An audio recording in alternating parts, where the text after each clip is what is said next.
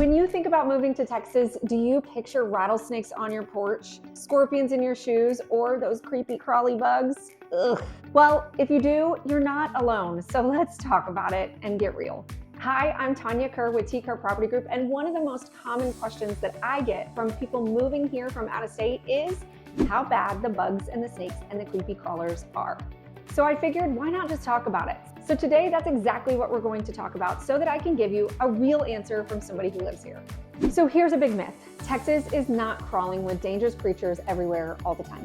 Texas is huge, and where you live and how your property is maintained and what preventative measures you take makes a massive difference. So yes, Texas has rattlesnakes, and it can be a problem, just like cottonmouths and copperheads can.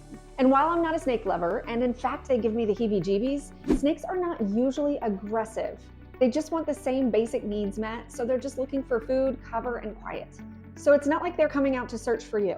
Now, homes that tend to see more snake activity usually have tall grass or bush, rodents nearby, bird feeders dropping seed, I'll talk more about this, wood piles or clutter, and they generally back to a greenbelt, a creek, or some sort of undeveloped land, because after all, that's the habitat for the critters. Now, from my personal experience, dogs can make a big difference. The noise, the movement, and the scent of dogs makes the yard feel less safe for snakes. So they don't want that chaos. Now, I'm a dog lover and I have 2 dogs, and I back to a very large greenbelt.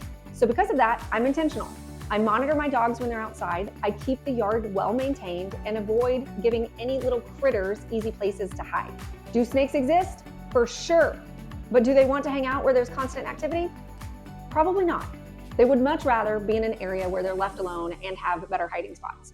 Now, just like I love dogs, I also love birds. And one day I want to be a bird watcher, ideally, retirement life. But here's what I realized. When you feed the birds, you are also feeding the rest of the food chain. Birds go in and of course they drop seed, and then seed attracts mice, rats, squirrels, whatever. And then they attract predators. So I had to give up my bird feeders, and instead I use bird baths. So I still get my birds without turning my yard into a little snack bar for everything else. Especially important if you have children or other animals in the yard. Now let's talk about scorpions, and I think they freak me out even more than snakes. I was recently talking to someone who said that they literally moved out of their house because they had a scorpion issue, but that's not super common, so I don't want you to get frightened about that. And the most effective way to deal with scorpions is to have a multi-layered barrier approach. So, number 1, seal your property. Cracks, doors, windows, weather stripping. You don't want them indoors, definitely not in your shoes. You should not see any light coming through the cracks in your doors, because that means you need better weather stripping. If light and air can get through, so can critters. Layer 2 is removing all hiding spots. No wood piles, no debris, no clutter near the house. If you have a wood pile, keep it much further away from your house. Layer 3 is moisture control. Scorpions love damp areas, so managing irrigation and drainage helps a lot. Now, layer 4 is pest control and repellents. I personally use professional pest control on my properties, and I love the company that I use. They don't mess around, they treat the inside and the outside, and they proactively tell me if there's anything that I might need to be concerned about, or little tips and tricks if they see something is an issue. Now, there are also natural deterrents that people like to use, such as Damascus earth and essential oils such as lavender and cedar. And who doesn't love lavender? So that's an easy add. Now, I grew up on a farm, and over my entire childhood, I think I saw 3 snakes, 1 scorpion, and 1 tarantula, and that's it. And in my current home, I've seen 1 very dead scorpion. However, I have one neighbor who said that he has had some serious issues with snakes. And here's what I think is happening. I live in a very established neighborhood, very mature trees and everything. However, there is a brand new neighborhood going in not very far from here, which means they have completely disrupted all of the earth there. So now all of those critters are trying to find new homes, and he just happens to be like stop 1 because he is the closest to them. So just so you know, if they can't find a home where they were, they're gonna find a home where they can go.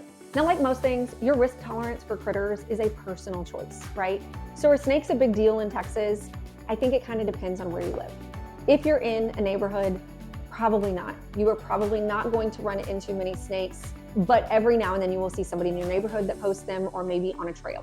But should you be vigilant and take proactive measures? Absolutely. And just so you know, there are people who love snakes, and they will help you rehome them if ever you find one. You just have to call them and they will come get them for you. And by the way, I didn't mention much about tarantulas, but what I want you to know is there was a movie about tarantulas that really freaked everybody out, and actually tarantulas are really good for the environment and not very harmful for you. So I just say leave them alone.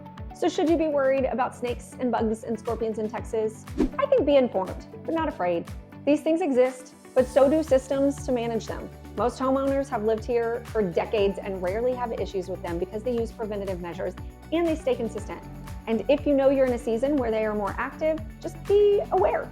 And of course, if your risk tolerance towards bugs and critters is very low, then just pick a low maintenance yard and not a greenbelt lot. It's all about informed choices. So if you're thinking about moving to Texas and you want a really honest, real-world insight and not the internet panic or the scary movies, make sure to like, subscribe, and of course, reach out.